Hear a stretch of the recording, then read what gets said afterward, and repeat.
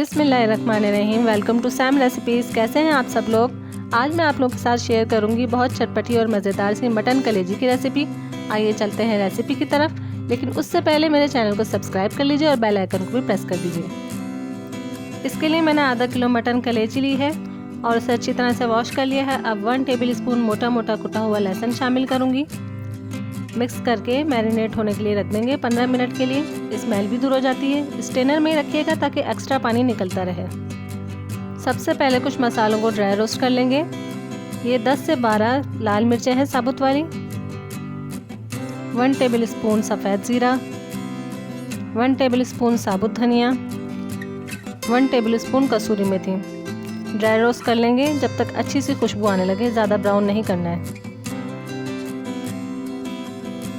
अब एक कढ़ाई में आधी प्याली ऑयल लिया है, उसमें 1 टेबल स्पून अदरक लहसुन का पेस्ट शामिल कर रही हूँ। मैंने मोटा मोटा फ्रेश कूटा है, इसकी ज़्यादा अच्छी खुशबू आती है। सौटे कर लेंगे। अब इसमें शामिल करेंगे 3 दरमियाने साइज़ के टमाटर, छोटे छोटे कटे हुए। भून लेंगे।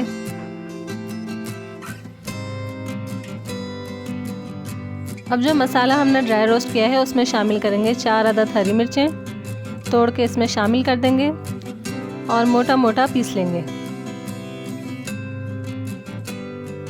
अब जो मसाला हमने मोटा मोटा कूटा है इसमें शामिल कर देंगे।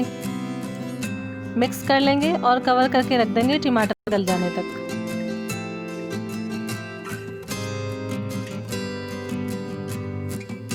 टमाटर गल गए हैं। अब हम इन्हें इस तरह से मैश कर लेंगे और साथ साथ भूनते भी रहेंगे। मैंने 1 to 2 टेबल स्पून इसमें पानी का भी शामिल किया है ताकि मसाला ना जले। मसाला भुन चुका है। अब हम इसमें शामिल करेंगे मैरिनेट की हुई कलेजी और इसे कलर चेंज होने तक फ्राई कर लेंगे। कलेजी का कलर चेंज हो गया है। अब मैं इसमें शामिल करूंगी बिल्कुल थोड़ा सा पानी, तकरीबन 1/4 कप, और 1 टीस्पून या फिर हस्बे जायका नमक। 2 से 3 मिनट के लिए पका लेंगे। तकरीबन 3 मिनट मैंने इसे भुना है। अब मैं इसमें शामिल कर रही हूँ पिसा हुआ गरम मसाला 1 टेबल स्पून और 1 टेबल स्पून नींबू का रस।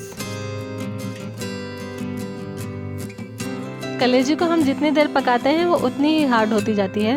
इसका कुकिंग टाइम जितना कम रखेंगे उतनी ही सॉफ्ट और जूसी बनती है। 5 मिनट अमूमन काफ़ी रहते हैं।